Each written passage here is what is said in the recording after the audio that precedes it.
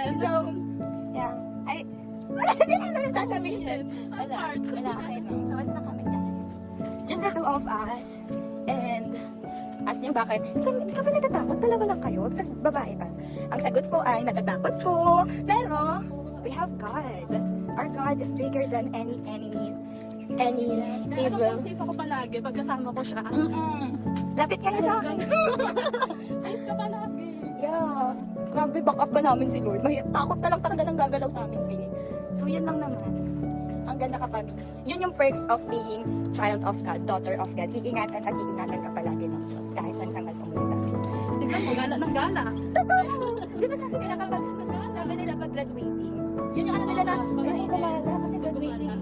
Pero, bakit ka naman ikukulong ang sarili ko ng 2 months graduating? Tapos ano, ito yung, I have God nga, di ba? Sorry na Lord kung abuso ha.